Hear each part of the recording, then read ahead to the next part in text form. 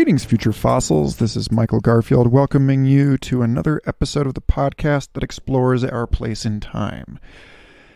I've been getting my kicks out of alternating insane, speculative, cosmological conversations with more sort of grounded, speculative, bricks and mortar of the new civilization kind of conversations. So after last week's superb conversation with Eric Wargo about time loops, precognition, retrocausation, and the unconscious, it feels appropriate to finally bring this interesting discussion with futurist Nathan Waters out of cold storage, where it has been sitting for the last year and a half. Nathan is somebody I met through the awesome community of Australian futurists I encountered while on tour there in 2017. He is a developer and community organizer for Ethereum in Australia and writing for the Hacker Noon blog on Medium. He has posted a couple of really fascinating articles about the future of autonomous vehicles, modular housing, the skill sharing economy, and the blockchain, and how all of these things can come together to provide a much more equitable and enjoyable world for everybody. Now, admittedly, his vision is probably decades from fruition, and it's safe to say that it's going to be much more complicated in practice than it is in theory. But as a millennial, I think I am pretty common in my frustration with the affordable housing situation in this time, as well as the insane overhead required just to own and maintain a vehicle for those of us still living in places where car ownership is non-negotiable. And obviously, there's the fabulous Bucky Fuller quote that we must do away with the absolutely specious notion that everyone must have a job, that jobs are the right way for human beings to be spending our time. I mean, obviously, we're not talking about the end of work so much as we are talking about the end of a system in which most people are doing work they don't enjoy. So how do we fit all of these pieces together in an interesting and believable way? Well, Nathan is here to lay that all out for us. But first, I want to thank the two new Patreon supporters this week, Ryan McCarthy and Mike Lewinsky, as well as everyone else supporting the show on Patreon and helping me keep this program independent and free of corporate advertisements, which obviously is significant when you're trying to probe the margins of the human experience for illuminating perspectives on the real and not just having conversations that serve the demonic goals of our attention economy. This week's kind of a big deal if you are a Patreon supporter, because I have just uploaded the first 6 full-length secret fossils, unedited and never to be released episodes that include panel discussions, normal conversations, and public talks. And I will be contributing much more routinely to that secret warehouse of goodies in the months to come, as well as hosting the next 2 Future Fossils book clubs. One will be on Cixin Liu's Remembrance of Earth's Past trilogy, the first Hugo Award-winning Chinese science fiction. I'm halfway through right now. It's superb. And then Eric Davis's High Weirdness, Drugs, Esoterica, and Visionary Experience in the 70s, an extraordinary look at the lives and works of Terence McKenna, Robert Anton Wilson, and Philip K. Dick. So that book club participation is available to members at every level, and the secret episodes are available to the $10 a month level. But there's a ton of free stuff up also. And even if you're broke as fuck, I hope you will take advantage of those archives and all of that free music and interesting stuff. So, thank you. And with that, let's not have you buckle in for this ride of a conversation, because it's autonomous, self-driving, network learning, and as comfortable as your own home. Enjoy this chat with Nathan Waters. Nathan, I'm so glad to have you on Future Fossils podcast. Thanks for having me. So, before we dive into the juicy details of the pieces that you've published recently and the vision that they share for the future of urban life, I'd love for you to just tell people a little bit about yourself and how you got interested in the future and specifically the future of living and working and why these things matter to you and all that. Yeah. So I guess it's just this whole question of like, what's your background? It's always like, where do I start? Start in Australia, hopefully. I was born in a small rural town. So yeah, I was born in a small rural town. I guess I'll start there. And then I went to university about an hour south of Sydney, and I only just recently moved up to Sydney in about the past year or so. And I guess like I've always been into just talking about the future. So I first met one of my best mates in year 11 at school, and we basically quickly came to the realization that the idea of a job is just a terrible, terrible concept. I think of it now. I think of jobs now as modern day slavery. You got to be careful with that word, obviously, because it's not actual slavery, but it is a type of slavery. I think we'll look back in the future at jobs and think of them in a similar way to how we look back at slavery now, because it's a whole bunch of wasted mind capital and human capital and potential, and essentially we're just working to make other people rich. So that's kind of the basis of like my thinking. And then throughout university, I did a business degree and started off doing a comp sci degree, trying to learn like. I basically wanted to get into startups because startups were meant to be the way to kind of avoid getting a job. And to change the world, but then quickly you realize, well, mostly startups are all about making money and making widgets and incremental progress, something that gives you cash flow and you can actually, generate income and profits and sell to someone else. So yeah, then I started doing, so myself and the same mate, Tristan Grace, we did a thing called High 45 throughout university, which is we used to just sit on the couch for about an hour or two every week, drink some beers and just talk about the future. That's pretty awesome. Go look up High 45, HIVE 45 on YouTube.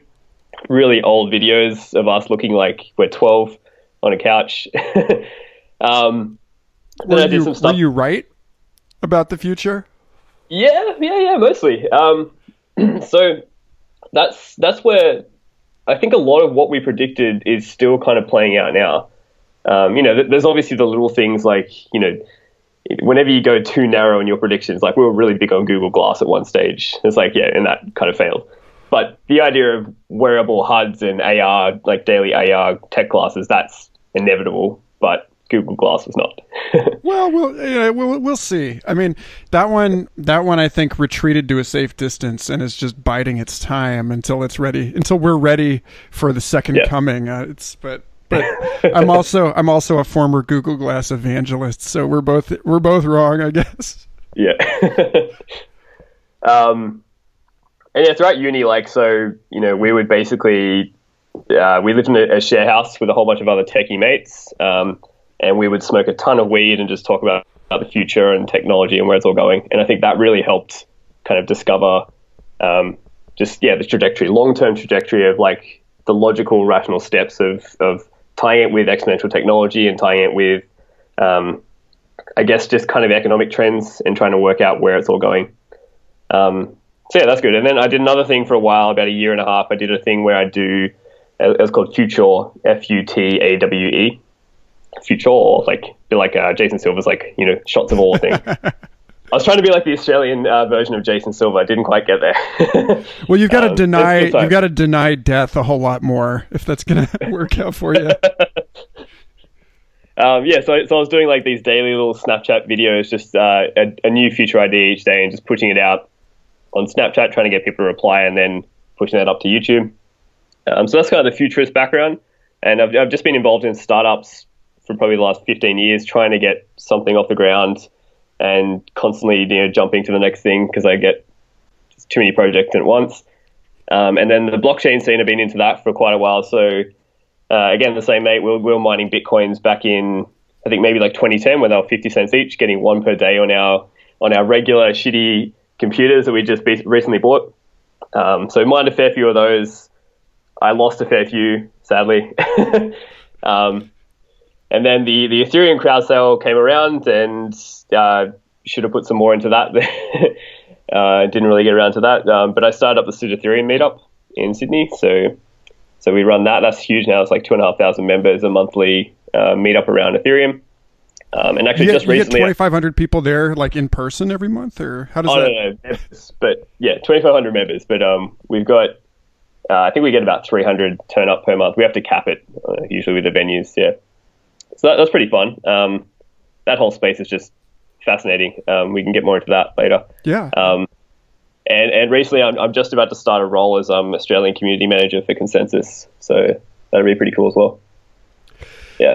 So you have a few years under your belt thinking about specifically decentralization and, peer-to-peer systems and, I think about, you're talking about the end of the job is that famous Bucky Fuller quote where he says, we must do away with the absolutely specious notion that one must have a job in order to make a living. And that's it. I think that's really the promise when you hear people talk, like Peter Diamandis talking about abundance.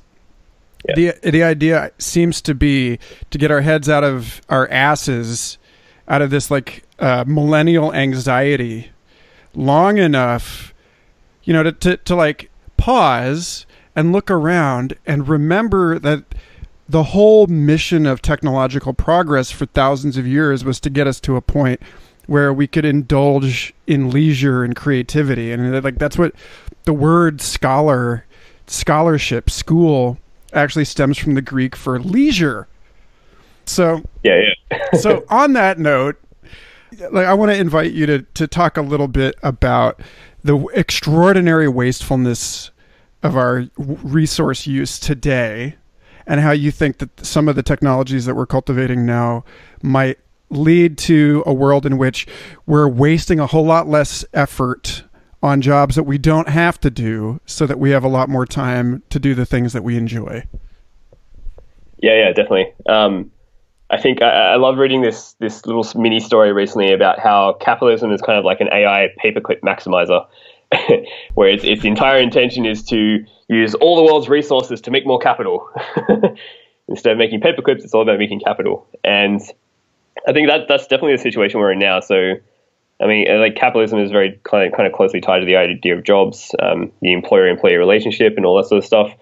I think we're definitely in a time where capitalism goes to this point where we kind of have this technological abundance now as a result of capitalism, but now it's kind of just almost an existential threat, and we need to transition quickly to something else. Otherwise, things are going to get really bad really fast.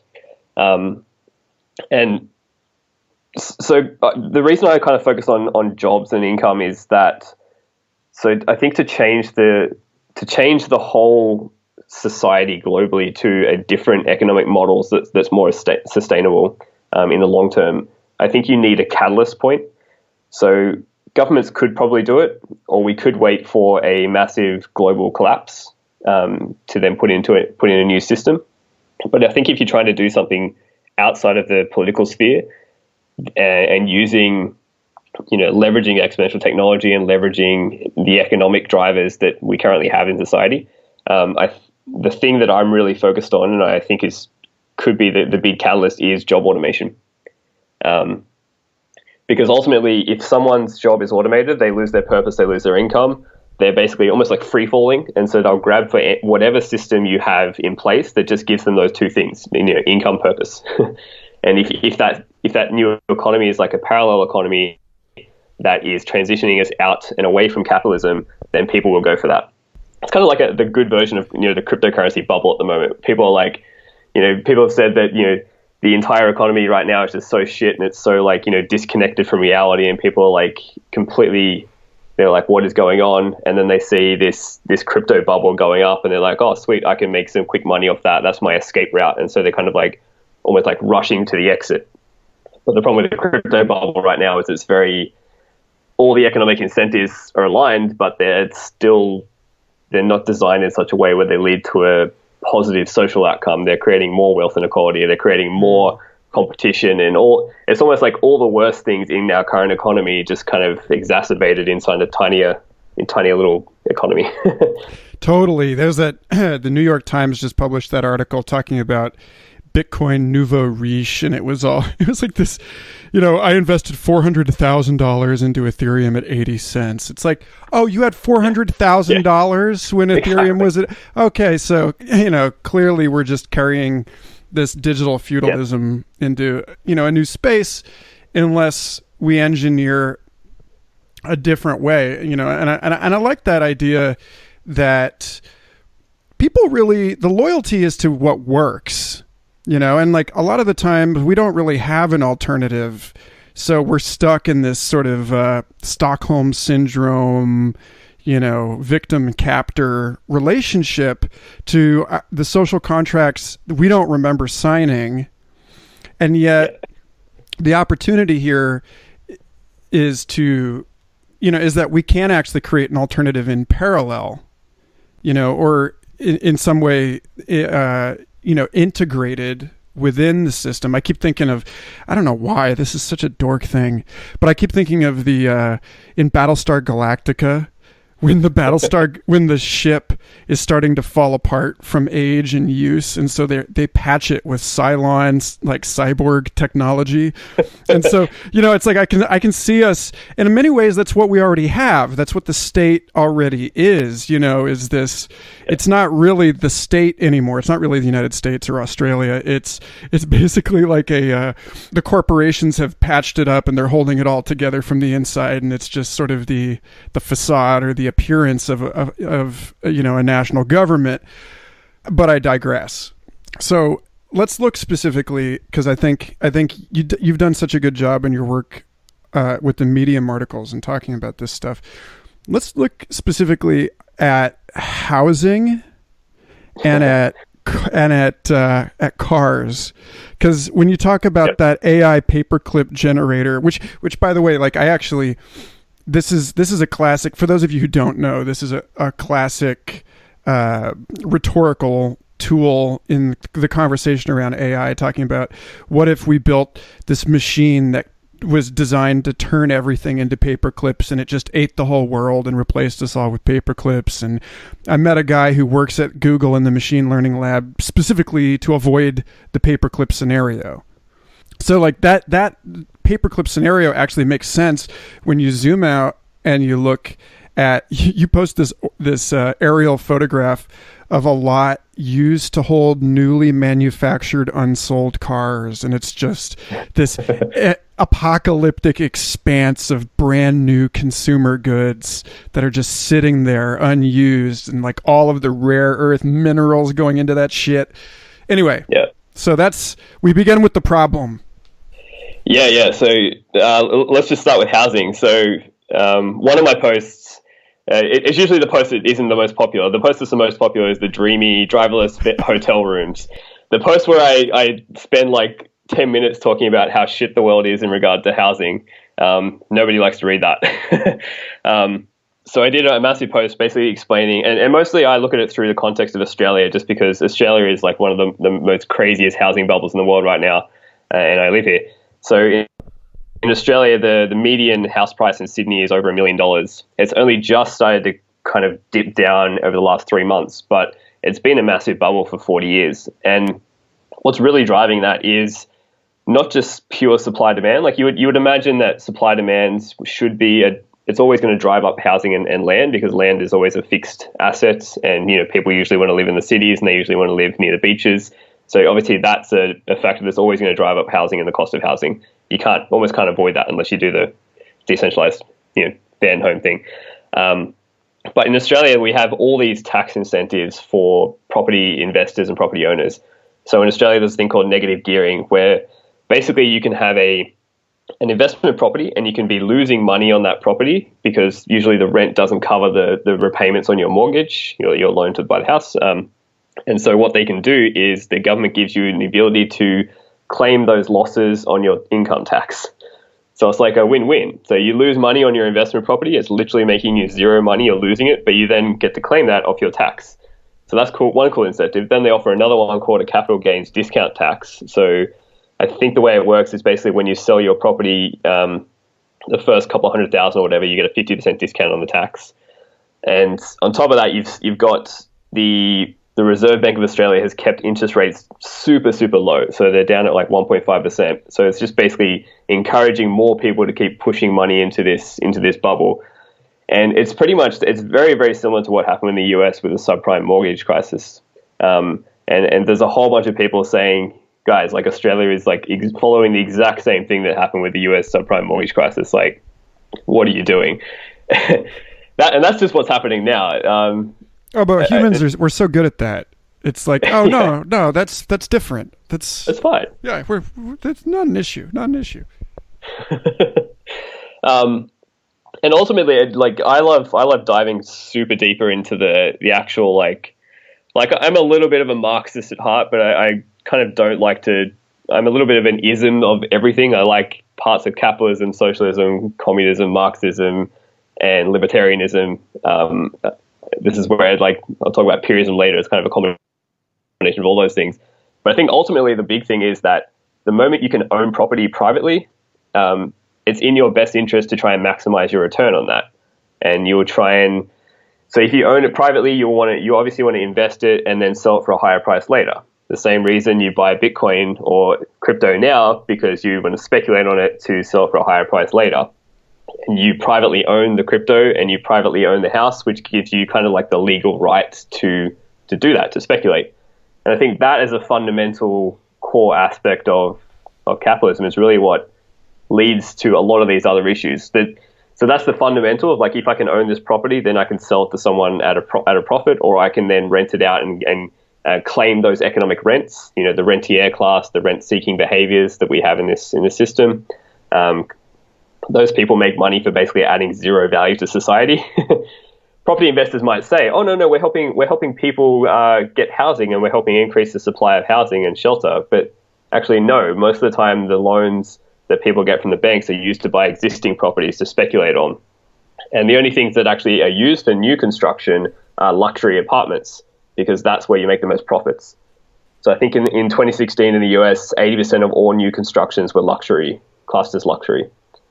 Yeah, if you go read this post I've got, that is insane. I did see in that post you mentioned that throughout much of the developed world, that 2016 it was rated 75% of all housing was considered unaffordable.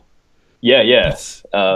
That's based on off a few markets. Yeah, so in 2016, more than 75% of housing markets were classed as unaffordable in Australia, Canada, Hong Kong, Ireland, Japan, New Zealand, Singapore, the United Kingdom, and the United States. Yeah, that's by performanceurbanplanning.org. The Demographia did this study. The 13th annual Demographia International Housing Affordability Survey. Yeah. Yeah, so I think it's more serious than people knew. Yeah. And there's another, if you go global, there's another cool stat I wrote in there. It's a study by the World Research Institute, it must be, estimated by 2025, over 1.6 billion people across 440 million households will lack access to secure, adequate, and affordable housing. So that's pretty intense.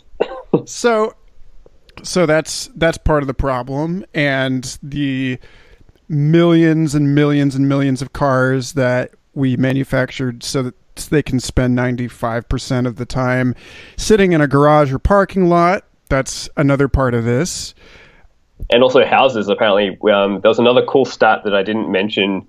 I looked it up recently, that apparently the rooms inside a house, we only use them most of the time, 40% of the time. So 60% of rooms in houses are not really used that often. I think about this actually, with respect to my trip to Australia last year. So one of the things that I noticed that I actually took as a sign of affluence beyond what I'm accustomed to here in the US. Everywhere I went in Australia, people had an additional room in their house available for me as a guest to stay. And I was surprised because everyone I know in the US, unless they're like my parents' age, or like living in Colorado where, you know, people have these houses that they're just like a grow operation, you know, in the basement. And it's just like, it's basically a private, you know, it's like a business. Most people I know in the United States are in a share house situation where every bedroom is rented out. And so, you know, I found it kind of like promising and odd. But like even in my own home, I do think about that. I think about how when I'm alone most of the day and I'm working from home and everyone else is out at their jobs, this house is just sitting here empty. Oh, yeah. And it's a gorgeous home. And it's like, what? It's like, damn. You know, like Doug Rushkoff talks about how people used to, like one block would have the barbecue and everyone on the block would get together for barbecue parties when he was growing up in New York. And now everyone needs their own barbecue. And I think, you know, like part of the solution to this is technological, but part of it is also cultural or psychological. It's us unlearning the need for everyone to have their own little space. Like I noticed somebody commented on one of your Facebook posts about this saying, you know, that's all well and good, but I'm not sharing a bathroom. Yeah. So like, what do you have to say to that? Yeah. Well, so I think it's really just that natural extension of people learning about. I think there is a little bit of an awakening around the whole like sharing economy on demand. You know, like people know of Airbnb now. They know of Uber, and as much as those are evil companies, like they get the concept around sharing those things. But it's like, well, just take that same concept a few more steps further, and yeah, like now when I walk down the street and if you walk down the street after, say, 9 a.m. and you look at all the cars parked and all the houses, most of them, probably 90% are empty because the people have gone off to work to make someone else rich, to earn a tiny bit of money on stagnant wages, to then repay the empty car and the empty house that are sitting at home. They're actually owned by the bank. That's a bizarre situation. And then I've noticed lately more and more. So when I walk down the street, I've had a bit of like a conscious awakening type thing where you see all the empty cars and you just get depressed. You're like, what the fuck? Why are these things sitting here just completely being unused? And then on top of that, then you extend that to housing and you think, okay, well, you can only ever be in one room at one time. So why are there all these empty rooms in the house? And you can understand why that needs to happen in a fixed housing situation. I mean, you could probably build, you know, things with like shared bathrooms and shared laundries and stuff inside. You know, there's a kind of like co-living type arrangement, shared kitchens and stuff like that. I don't think people are quite ready for that yet. A lot of people. So yeah, so this is where the kind of driverless van homes idea came in. So I know a bunch of people already in Australia, and it's pretty big in the US as well. I know in Silicon Valley and stuff where housing prices are just stupid. People are living in vans, and the notion of living in a van, it can vary from as little as literally just throwing a single mattress into the back of a tradie type, you know, crappy van where you can't stand up, like that's super low end, to all the way up to luxury RVs. And I think the happy medium, I wrote this post, and there's a couple of YouTubers now writing about, you know, van life, and they're making tons of money showing people the van life. There's this really cool YouTube channel by this couple, Beck and Eamon, and they have a van where it's a Sprinter van, and they can stand up in it. It's got a, you know, queen size bed in the back that can convert into a futon. It's got running water. It's all run on solar, and they can plug it in. They've got a fridge, and they've got cupboard space. So to me, that's like. Is the engine running on solar? No. Okay. So these are all like, you know, petrol or gas and nuclear. Okay. Yes. All right. But I think that's cool, but it still has a lot of issues because you still have to manually drive it to where you need to park. You still have to every night worry about where am I going to park it overnight that's safe. You still have to worry about where's the nearest toilets, where's the laundromat, how do I have a shower, all these issues. So this is why I really love the idea of a driverless van home, because when you can do that, you can ideally get rid of the front cabin and the engine, which gives you a lot more room. You can ideally make the entire thing completely all electric and battery powered and solar powered and running off completely 100% solar energy. And it can drive you automatically to the safe spots. So the safe overnight parking spots, you tap a button, your room, your house essentially comes and picks you up wherever you are, and drives you to a safe spot overnight. Or if you need to go to the toilet, you just I love the idea of having like, an Alexa or a Siri embedded into your van, and you just kind of yell out like toilet, and it just drives you to the nearest toilet. Or I might opt in for the toilet being a permanent piece of this vehicle, but yeah, you can do that too, yeah. But I don't know. I think a lot of people have an issue with having a toilet inside where they eat and sleep as well. It's fair enough, a lot of people do that. Yeah. So yeah, and as a way to solve housing affordability too. So back to the original idea of supply demand, like what you could do to solve the issue. I've thought about a few ways. So you could government could solve housing affordability overnight if they really wanted to, but they don't, because there's no economic incentive for them to do that. And most of the politicians own investment properties. In Australia, the average federal politician owns 2.4 properties. So it's in their best interest to maximize their own investments. So then the issue is, okay, well, if you wanted to get into politics to change that, then it would take you probably 20, 30 years to get into power to actually have a say so we have the same two-party system in Australia. So we have like Liberals and the Liberals here are actually the far right, and the Labor, and then we have Greens, which is a third party. But Greens have never had any power. They're kind of like the balance, but they've never been in government for 30 years or whatever. So yeah, the political route, I know like the idea of. So then if you go back to pure economics, supply demand, you can either increase supply of housing massively. So think like 3D printed houses, think hyperloop stations out to remote areas where you build brand new cities. Because if you can increase supply of housing massively, then you drop the price, because then there'd be less, an oversupply of housing. But that's also very expensive, and you've ultimately still got the land cost issue. You've still got to buy up land. All land is already owned by someone, and so they can basically charge whatever they want to. God, that's crazy to think. And especially too, like people. So there's that idea that Peter Diamandis always talks about. He's like, oh no, housing affordability is going to be fine because we'll just sit in driverless cars and we'll live like 3 hours outside of the cities, or we'll have hyperloop stations, or we'll just work in VR and be able to do stuff remotely.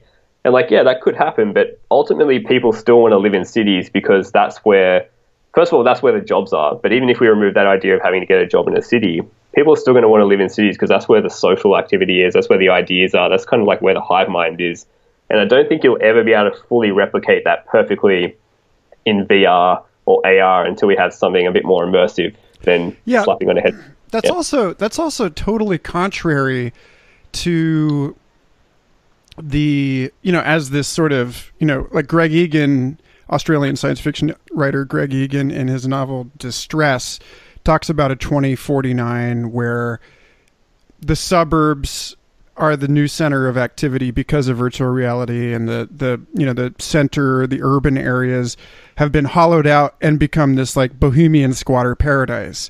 I don't believe that, and I don't, that idea stands kind of contrary to, I just watched this video with Chris Anderson of TED interviewing Stuart Brand of the Long Now Foundation, and Stuart Brand was talking about I watched this one. Yeah. How we would sort of gather into urban areas as precisely because of that network benefit. They become they're just increasingly, as they become more and more densely networked, they become this powerful advantage. This multiplier effect with economic activity, creative activity. To the point where I think it scales to the asymptote that Robin Hanson describes in The Age of M, where he talks about if we get to a point where we're digitizing human beings, then the server farms running populations of digital humans end up being like prohibitively distant from one another. Like the rate of cultural exchange within each server farm is so fast that like the subjective experience of sending a message, even along a fiber optic, is like it would take longer than sending a message by boat, like back in the 1700s. So like these hubs of cultural activity, much like Manhattan. Like people talk about Manhattan being when you're in Manhattan, it's like the whole world is in Manhattan and nothing exists outside of it. And it's like they become these singularities where it's like it's actually kind of I don't collective intelligence. Yeah, I don't see how. In a world that we have to accept, right, that the future will probably give us both, but it is hard for me to understand how we would reconcile that vision of futurity with like the sort of event horizon that occurs from hyperconnection in cities, and then this like notion that we can just sort of sprawl out and go wherever and be like VR ex-urbanites. I don't know.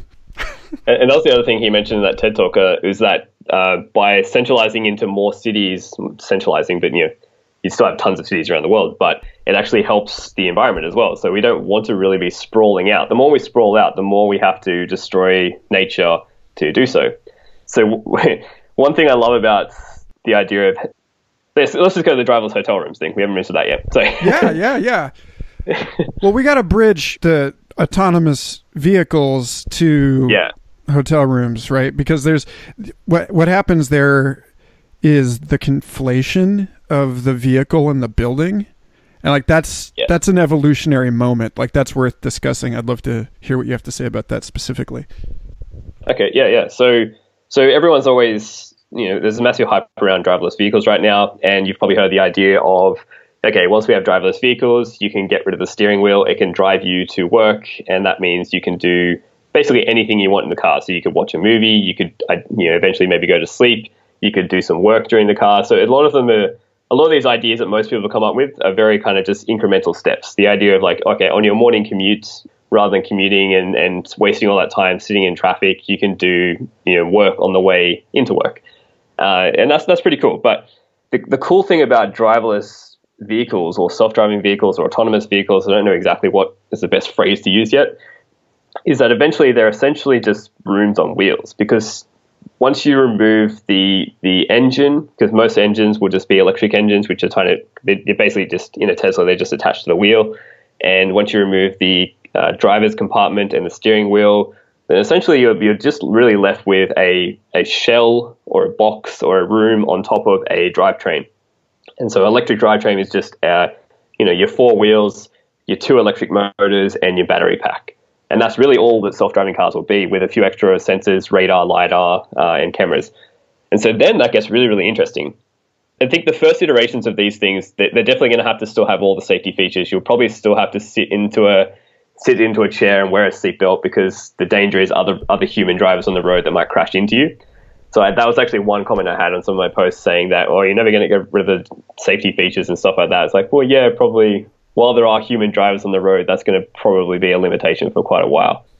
But once we go beyond that, then you can have this idea of literal rooms with basically like, zero safety features, zero seatbelts, zero airbags, because these things will get so good that they will just, 99.999% of the time they won't crash.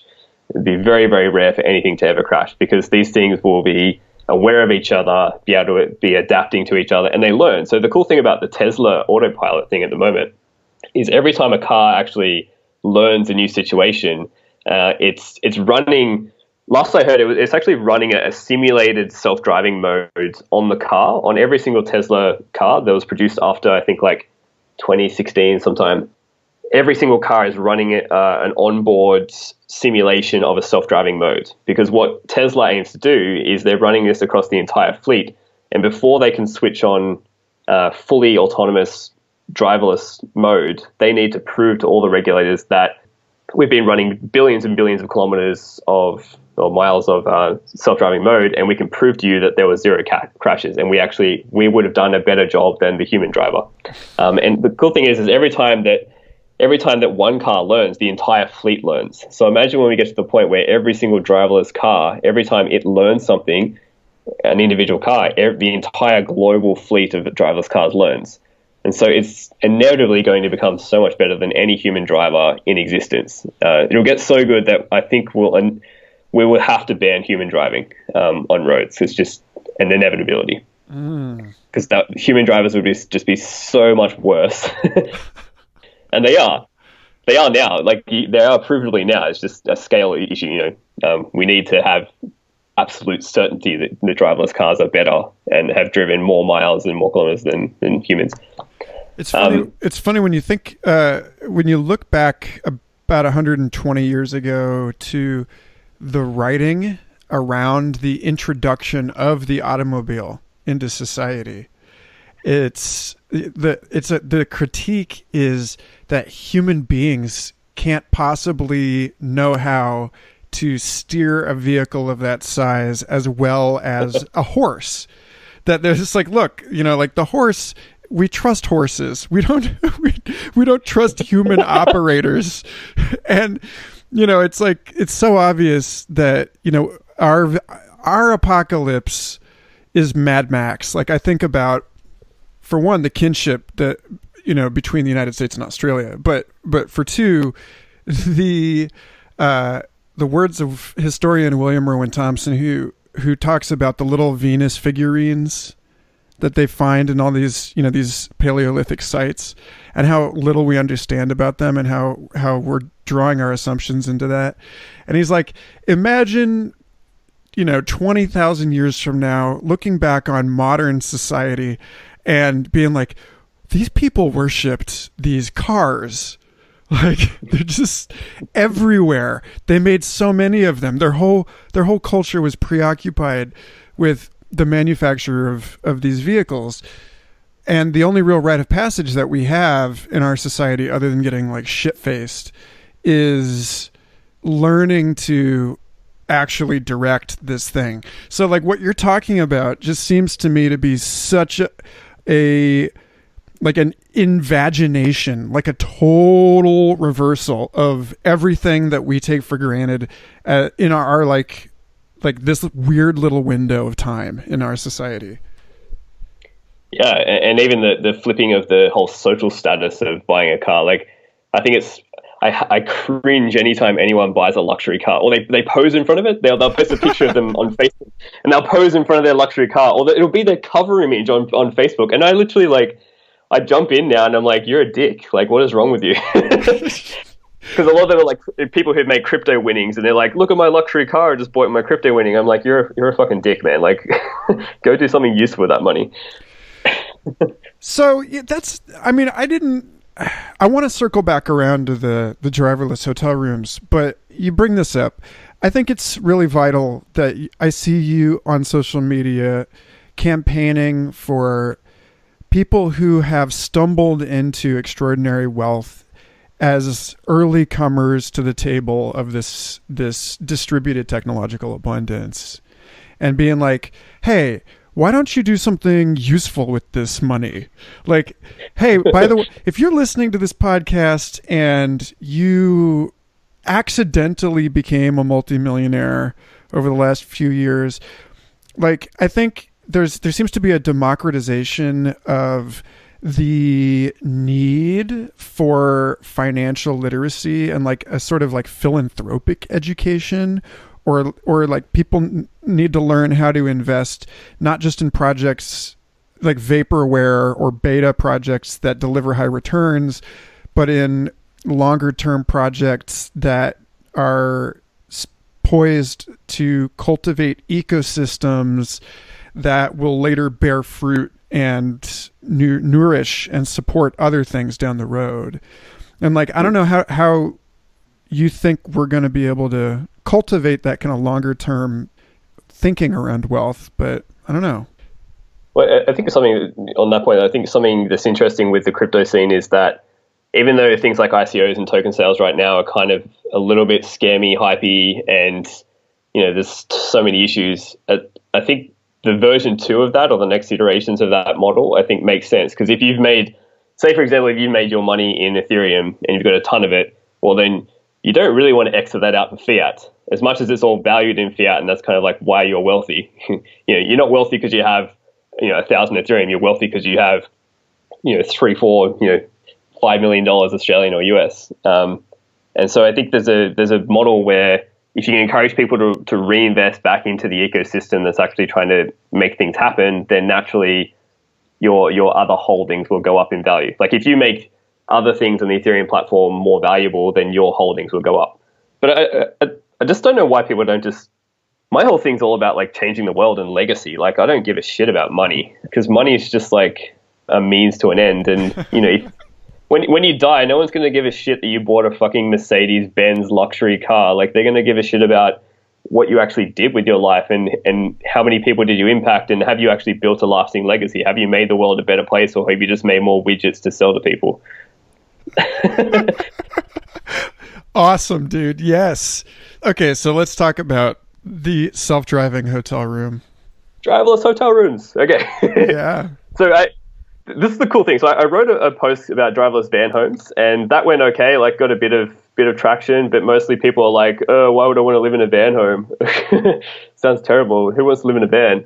But ironically, my idea about driverless hotel rooms is exactly the same vision as driverless van homes. Exactly, just with different wording. And I specifically went into writing. I wanted to write the title of called it driverless hotel rooms, because I was like, well, people will lap this up more than living in a van, and they fucking did. Like, so the post now has 30,000 reads, 80,000 people have seen it, and I've got like a ton of tweets. Most of them are positive. There's a few people who are like, that's a terrible idea, blah blah blah. Anyway, so if you go off this notion that we're going to have driverless rooms, then the idea is, okay, well, imagine driverless hotel rooms. So I started off the post with like a little bit of a imagine if, like a little bit of a story thing. And the idea was that, you'd land in Sydney, or it can be any airport. And ideally, I kind of pitched my little my Purism project as well. I said, you've landed in Sydney because you've just got a gig pop up on your Purism, on your feed through Purism, and it's offered you this project that you're really passionate about. And so you instantly caught a plane to Sydney the next week or the next day, and you haven't booked accommodation at all. You haven't bothered doing any of that. You get off the plane, and your AI or your personal assistant basically says, "Hey, do you want to get a room?" And you're like, "Yep." And so the moment you say that, a driverless hotel room can rock up and pick you up, and you get in, and it says, "Hey, where do you want to go to? Are you hungry?" And you're like, yeah. I'd love to get a beer or some food. And it says, "Cool, that'll be on its way." 5 minutes later, a drone comes and lands on the roof of your driverless room while it's driving to its destination, lowers the food through the compartment, and you have your dinner. So I think the idea of these things being these luxury autonomous driverless rooms, where they're modular. So you would have the one you would step into would be it would have a bed, it would have a small kitchenette, it would have a seating area, it would have a bathroom module, and it would be driving off to either any destination you want. So if you want to say, "Cool, take me to Bondi Beach," it goes there. Or if you want to say, "Hey, I'm ready to crash for the night, like take me to the hotel," and it could drive to the hotel. And the thing that I kind of added on top of what's already really out there, and I'm sure other people have come up with the idea before, but the idea of just vertically stacking these. Because if you get to a point where driverless rooms become, first of all, feasible, a reality, and people actually want to use them, then naturally you're going to have to go vertical, because you can't have hundreds of millions of these things just littering the streets and clogging up traffic and creating a worse situation. So you're going to have to go vertical. But going vertical is really no different to, like, it sounds like a crazy idea, but we already have skyscraper technology. We already know how to build towers. We already know how to build giant industrial elevator lifts. So apart from having to maybe reinforce these towers a bit more than you would usually with like a normal apartment complex or a normal hotel complex, I think it's all feasible. So the idea would be that when you're ready to crash out, your driverless hotel room would drive to the hotel tower, and there could be many of these towers, and then it lifts the entire room up. Could go up 30, 40, 100 stories tall, and then it just slots you into your position. And the cool thing is that you wouldn't just be completely confined to these single rooms. These rooms are modular, so that the idea would be it could slot in next to another room. That entire side panel opens up, and now you've doubled your space. And that notion opens up a whole bunch of opportunities and for how these things can interact and fit together like Lego bricks. So on that note, I think it's time we come to the most serious part of this discussion. Uh-oh. Because what I witness here is the third act of a historical dialectic that moves from the nomadic migration of early peoples following food resources to the sedentary agricultural civilization. And then now, it should be said that, this is the classic wandering and then settlement of the Jews, the sort of like fudging of their covenant with God, not to put God in the temple, but to leave God in the wilderness.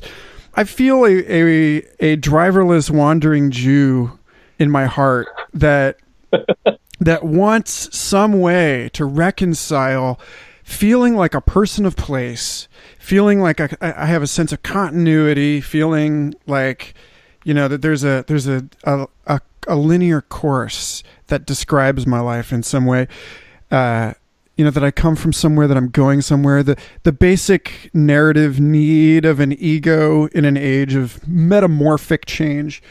But at the same time, like, there's this nomadic spark, the fractality of it, the non-linearity of our human existence that manifests as the repressed nomadic peoples, within these sedentary societies. And it seems to me now that this model that you're describing is the synthesis, man. Like that this is that this is the moment where we get the best of both worlds, where like the American dream, in the sense that the American dream is the buddy road trip, where you're having fun as you drive off into the horizon on an endless adventure of discovery, is now not only realized, but sustainably realized in a way that people can, like, party and jerk off and do whatever while they're living in a thing, a space that they can, more or less claim, but is constantly bringing them into new space. Like, it just, the new dimensions here to me are just so fucking extraordinary. And it's sustainable in a long-term thing. So that's something I was thinking about as well. So the prediction is that we'll have 9 billion humans on the planet by like 2040, and that's where it'll cap out.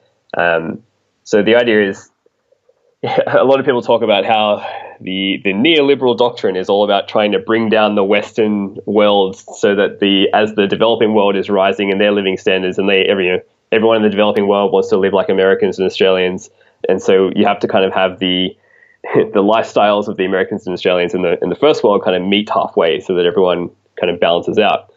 But there's absolutely no way we can have 9 billion people living in McMansions and giant luxury apartments and all this other crap. But at the same time, you don't want to have people living in, a dystopian reality where it's like, a lot of people have already mentioned Ready Player One with the stacked RVs and stuff like that.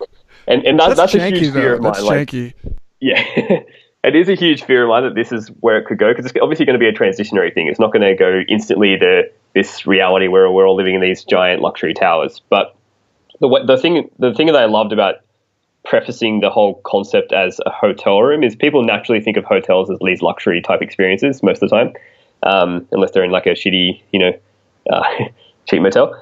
So I love the idea of, I actually ran the numbers, and I'd love to do a blog post on this, but I know that people would definitely take it the wrong way. So I ran the numbers on, if you took 9 billion humans on the planet and you assigned them with their own kind of living space. So the way I see these rooms playing out is that you're going to have to, for these things to dock and to be vertical and connect together and be modular, you're going to have them adopt a standard globally. And so either the auto manufacturing industry can come together and create a standard, or they just end up adopting the shipping standard. So shipping containers, if you measure them out, there's 3 standards. There's 10 foot long, 20 foot long, and 40 foot long. 40 foot's probably a bit too long for moving around cities, but I think the perfect ones are 10 foot and 20 foot. So imagine 10 foot for things like your bathroom modules, your laundry modules, your smaller like cafe type modules.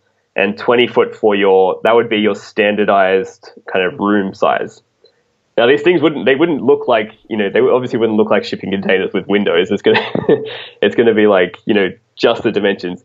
So I ran the numbers on, okay, what if you assigned all 9 billion people on the planet with maybe everyone gets their own 20-foot bedroom module, and that's theirs. They own that. That's where they keep their belongings. So this also helps reduce consumerism because you have less space to store shit. But that's their home, that's their bedroom, that's their cool thing. Then you assign all those 9 billion people, again, an extra add-on module that is interchangeable. So that could be a living room module, that could be literally anything on request. And if you made this like the standard base level bare minimum, it's very small. Like if you put two 20-foot containers side by side and you measure out the dimensions, it's still actually way bigger than most people's small units, and way bigger than by far most people's share rooms in share houses and stuff like that.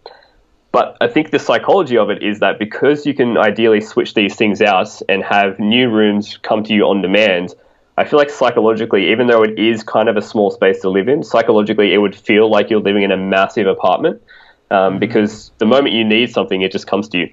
Anyway, so I ran the numbers.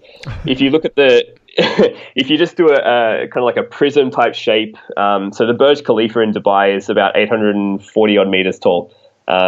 So if you assigned all 9 billion people with two 20-foot containers and you then stack those up vertically 800 meters tall in a kind of pyramid type shape, I worked out you could house all 9 billion people on the planet in about 112,000 of those 800 meter tall towers. So imagine replacing all of the urban sprawl on the planet and just having 112,000 towers, obviously in like all of the city centers, Hong Kong, New York, like all those places, and everything else can just be returned to green spaces. So green entertainment spaces, return to nature. All these towers can be interconnected via hyperloop tunnels. So you wouldn't really have much transportation on the surface. And so those 112,000 towers, that's mostly just housing. I figure you'd have like maybe add an extra, say 100,000 towers just for like entertainment areas, shopping malls, co-working spaces, offices. So let's round it up to 200,000 800 meter tall towers. That provides all of humanity safe, secure, luxury, on-demand, dynamic kind of housing situations on a tiny, tiny footprint. And that would be truly amazing. Have you heard of Paulo Soleri's Lean Linear City? No. This is very close to what you're describing. Paulo Soleri was a student of Frank Lloyd Wright. He split, I think, in 1949 and went on to develop a concept he called the arcology, which was the merger of architecture and ecology, with the building representing this organism and oriented and like embedded, situated within the landscape so as to, capitalize on passive heating and cooling. And, his whole thing was, if you look at the modern city of these segregated buildings, it's like 2.5 dimensions, that you don't have the interconnectivity above street level that would allow that. It was an issue of efficiency again, and like the kind of dense, rich cultural opportunity that we're losing by keeping all of these skywalks out of the picture, basically. So his city was a 3-dimensional mesh, that's like embedded in a canyon so that it's catching the sunlight along the whole face, and they were connected by maglev trains. The long linear city was this like particular manifestation of it. So like your vision of that is actually completely compatible, and then just adds the dimension of the modules of that city themselves being interchangeable.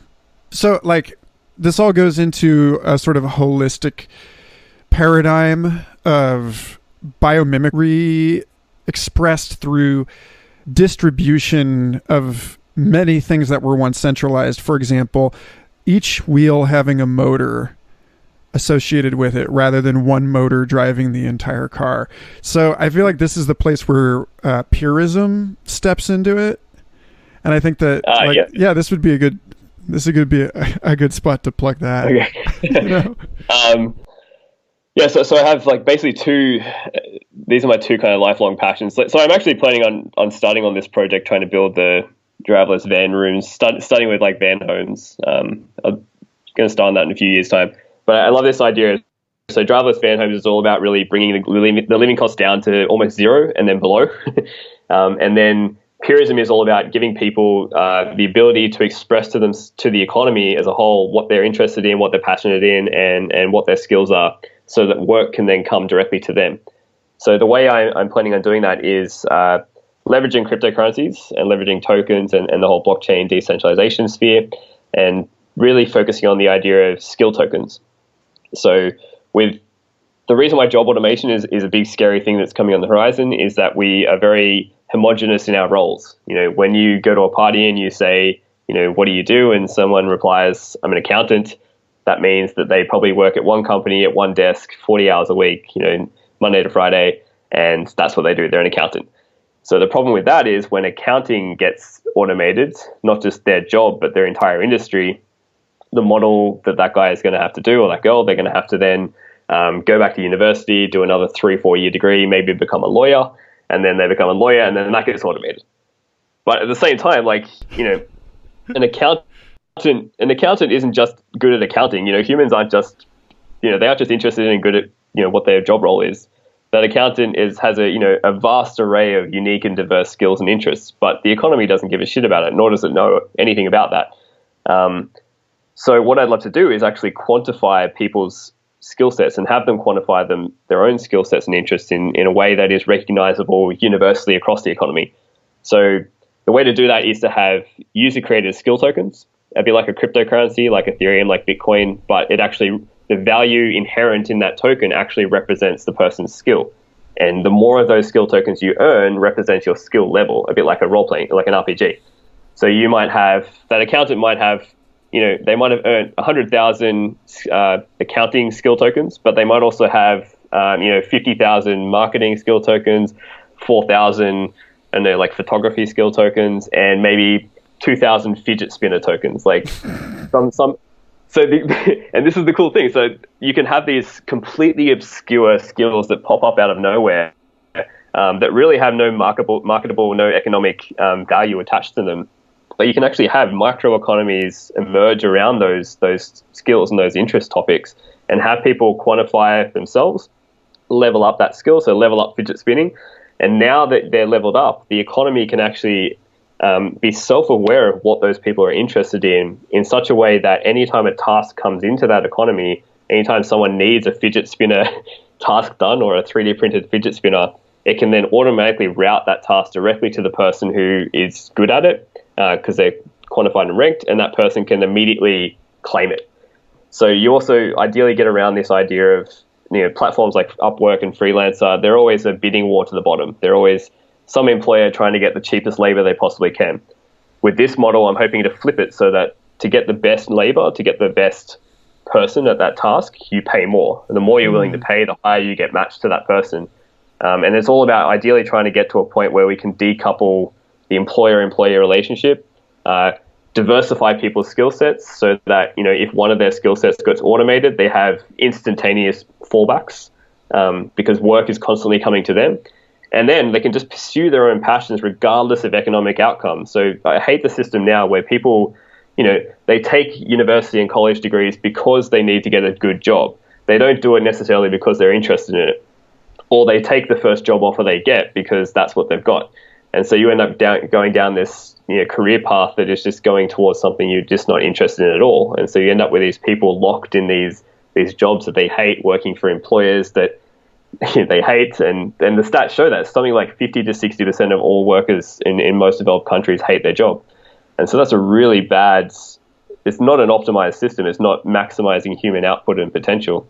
So if we can have a system where people can just pursue their interests, pursue their passions, pursue their skills, and then have work come to them, then it means that everyone becomes their own boss, their own freelancer, but we're actually routing tasks in a very optimized and efficient way. Yeah, I can see that developing to the point where, the society is sort of able to present moonshot goals and then provide a bounty on them, and then people will self-direct their own education in pursuit of those bounties. Also, and you can even do stuff where you you can still have instantaneous little companies fire up or little projects fire up and then dissolve. So it's a much more fluid system rather than having these rigid hierarchies. And then of course, if we're going to science fiction this, we're talking about these, flash mob style companies appearing within the social and, tech infrastructure context of these Lego style grid buildings that you're talking about, that these arcologies of modular, these reefs of modular vehicle units. So it's the message goes out on social media that everybody who wants to come here, just pull your RV up to this thing and we'll make a little festival from floor 17 to 21 of this building on this day. And then everybody just gets their own. And I could see the future of tech startups and, political activity, the protest, etc., basically being when all the bikers pull up at once, and just take over your bar. That stuff, you can definitely. So you could even have stuff I guess Burning Man is kind of a good example of what people understand as things that come together and then depart. But you could have, instantaneous Burning Mans that just happen on the hour around some particular topic or interest or project. So you could be I want to do this thing, or let's just discuss the future, and let's discuss this particular topic, and then instantaneously, because ideally no one has a job they have to be at in this reality, and they just instantaneously come together and form a little community, or you could even form an entire city. So at the end of the post, I basically hinted at the idea that, I've talked about vertical towers, and obviously the towers would have to be fixed initially, but why not have entirely decentralized modular cities? Imagine a city where you just map out a, say, 5 by 5 kilometer, or a massive brick of flat land, and you make it a hard surface, and then everything on top of that is just completely movable and modular. So you could have a skyscraper form here, and then you can move it over there, and you could have bridges form, and you could have parks form, and you could just have literally every single piece of the city is just completely modular, moving by the hour. You could even do things like A/B testing cities, working out the highly optimum model that maximizes human creativity and happiness inside of those cities, as well as giving individuals the ability to instantly say, hey, I want to go live over here now with these other people, or I want to go live in this community. And you could do some amazing things that way.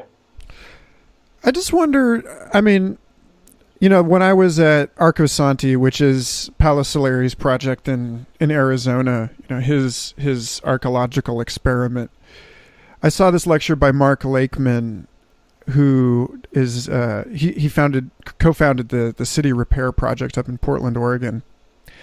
And he was talking about streets and how streets were once the area of cultural activity, that they were the location of the commons in space, and that now the street is a death trap. It's one of the first things you do is train your children to be wary of this spot. So, I wonder, on a very basic level, on a very embodied spatial level, what happens to the mode and efficacy of human cultural adhesion when we're all just we've become this gas, or this fog of swiftly moving, never truly still, just modular hubbub, this anthill of fluid activity, Yeah, would it be negative or positive? There were a few comments on my post about that. Some people immediately went to the idea of, that sounds terribly isolating and dystopian. And then I was trying to say, well, Yeah, but you can instantaneously meet up with your friends and have it open into a big entertaining area where your friends can hang out, or you can like instantaneously live with your family or like near your family or with your friends. You know, unlike now, if you want to try and live next to your friends, well, good luck. You got to hope that the price is right and you can get into that house and it's actually available and all that sort of stuff. But yeah, there could definitely be some negative outcomes on the whole. Like if people are constantly changing and morphing, like are our brains adapted to that yet? Or, is the, but I guess that was kind of like the natural human thing. The early humans, we were nomadic. We weren't like constantly moving and adapting. So maybe it's just that because we've lived in these fixed entities, like these cities where we have fixed housing and we have a fixed job we go to and everything's kind of where it is and where we know, we're aware of it, then maybe that's the artificial thing. Maybe we just have to like go back to a more nomadic thing and be more kind of comfortable with change, considering change is happening more rapidly now. Huh. Yeah, I like that. I mean, I guess the alternative is like the Farcaster network and Dan Simmons' Hyperion books, where it's like the rich people can just establish these like gateways between rooms in their mansions that are all on different planets, and so we completely lose, every physical location becomes like a website and you can just sort of bump around from site to site, and they're connected more by their metaphorical association or their proximity to one another in idea space than they are. I see that as sort of being a thing. It's like where it's already the case that we are culturally very far away from the people we live next door to in many cases in this time, and so that's really only going to continue, I think, to the extent that what if, for example, like I already know people that are working on these sort of membership based international hotel hybrid services where the tech nomads can kind of just bump around from hip destination city to destination city and always have sort of a spot waiting for them. And I could see there being sort of like a religious pilgrimage / secret society membership type deal where, wherever you go in every city around the world, the Masonic temple is like waiting for your driverless RV to like plug into it, or like you've got a subscription to, Disney hotels or whatever. And it's just like, there's always a parking space for you. I don't know.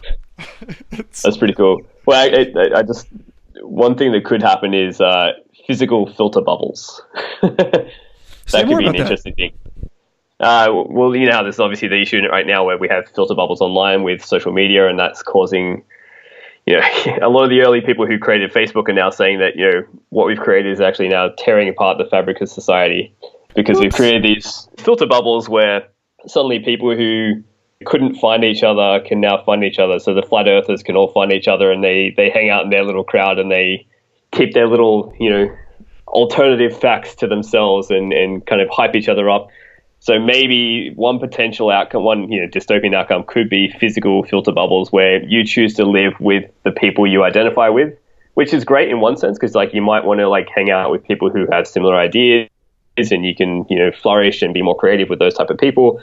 But then you might have the neo-Nazi driverless camp, and you might have the Antifa driverless camp, and you get these physical manifestations of filter bubbles popping up. That could be interesting. There's definitely a Hollywood movie in there somewhere. Well, that seems like inevitable on one level, yeah. And it seems also like, in some sense, preferable when you talk about how, the possibility of looking back on jobs as a form of slavery, or like equivalent in this ongoing process, this trend of emancipating the human species. Then I think it's also arguable that the issue of mobility across, at one point like tribal boundary lines and now national borders is a similar historical project, and that what we're looking at is the opening up over the same time horizon, you know, the next whatever 50 to 100 years that we're talking about, of the relaxation of borders and the reorganization of human communities into communities much more determined by affiliation than geopolitical history. But I don't know. Yeah, that'd be interesting. Yeah. Well, dude, I think you're a very interesting guy. I'm really glad that you took the time to talk with me. Where can people follow up with you and stay abreast of the work that you're doing and get involved and all that? So just follow me on Medium. So just medium.com/@NathanWaters and also Peerism. So PEERISM.org. And so, I'll be doing a lot more things with those two. And then, keep an eye out for driverless hotel rooms and van rooms, because I think that's going to be, and that meme's out there now. That meme's embedded in so many minds. The payload's been distributed, and so we'll see how it plays out in society now that so many people have latched onto that idea. Yeah, if you want to work on these things, this is your guy. Work with this guy on this project, because I want one. I've been saying since 14 maybe, that I want to buy a solar powered driverless amphibious RV with Bitcoin. Please, make it so. Dude, thank you so much for being on this show. Oh, thank you very much for having me. It's been awesome. Let's add this at the end, dude, because that's an important idea. Yeah, just say something about that real quick. Okay. So one thing I didn't mention is that the beauty of the blockchain is that the blockchain now allows things to essentially own and manage themselves. So there was an idea probably about 5 years ago when self-driving cars were first kind of hitting the scene and blockchain was starting to hit the scene. There's this awesome, I think, a BBC article that was mentioning how driverless cars could own themselves. Because on the blockchain, you can actually have objects have their own bank account, their own secretary, their own lawyer, their own, everything, because you can have your own wallet address. And so the idea with a driverless car would be that it's going out all day and driving people around, essentially like an Uber, picking them up, charging them a fee. It then collects that fee into its wallet. It can then use that wallet to save up funds to then book itself into maintenance, buy more cars to add to its fleet, and do all these crazy things with literally no human owner. The car, I think that's the thing a lot of people don't realize is what can happen here is the car can quite literally own itself. Not even no company, no human that owns it. And that's cool so the idea of these driverless rooms and driverless van homes, this is where we have the opportunity now to completely break the rentier class, to completely break the idea of human ownership. Because at the moment a human owns something, it now has the legal right to extract economic rents and to extract profit. That's why people want to own houses, property, investment houses at least. So we could actually have a system where these driverless rooms, these driverless van homes own themselves and operate themselves. They'd still charge a fee, but because they don't have the profit incentive that drives humans, these things can operate at zero profit. So they have no incentive to charge anything beyond their operating costs. And that's awesome. That means we can drop the rent to essentially nothing. And who does and this? Then even who below does that, this? Nonprofit organizations that just install tracts of these, or what? Well, see, so to get it started, you have to obviously to have the first self-driving car own itself, you almost have to do a little bit like Aladdin and the genie, where Aladdin sets it free. So you'd have to have one altruistic person who's they set the car free, and it's this beautiful moment, and then the car goes off and it owns itself after that. And I think that's the way you could do it. So you could actually have these driverless van homes, driverless rooms. Initially, you'd probably have to have them run by a non-profit or a foundation that operates within the existing legal structure. But eventually, you could have them just operate themselves, and they could charge enough profit to generate enough revenues to buy another car. And then once they've bought one more car, then they drop down to zero profit. So you could have the economic model and the pricing structure into these rental fees operate in such a way that they're fractal, so that they're constantly doubling the supply. Because you want to break the network effect of all the other manufacturers who are trying to create these privately owned, obviously Uber, all the hotel chains, all the car manufacturers are obviously going to want to sell these things at profit to an owner, and those owners are then going to want to turn around and then rent them out at profit. So you end up with these excess costs on top of housing, which is just stupid. I mean, I want to break that forever. I want to break the idea that housing is an investment vehicle. Housing is a fucking human need. It shouldn't have a profit on top of it. It should just be something that's just, operating at zero profit. Still with a weekly rental fee, but just enough to cover its operating and maintenance costs and to buy another van that owns itself or another room that owns itself. So yeah, I just wanted to add that. And then, of course, if ultra efficient solar panels and, micro wind power generators are affixed to every one of these objects, then they could each be selling electricity back to the grid and actually, making money even when they're sitting still. And then, of course, you've got, like style and culture subscriptions that, you could have people subscribed in like a content model where people are actually streaming the dreams of the AI that you cultivate. Like you have like a garden of little designer minds, that are like putting out new music for people on a regular basis. So, I mean, I see it in a weird way. I see it going back to this sort of like the anchorite monks that live in the wall of the monastery. They're always between, and they receive their food from one side and they receive letters from the other side. And in a way, there's this, like I said about the resolution of the sedentary and the nomadic in this model, it seems like there's a resolution of the introvert and extrovert. You can always just like Windows tint to black, and then be out there. Anyway, dude, thanks so much. That was great. Thanks. Thanks, man.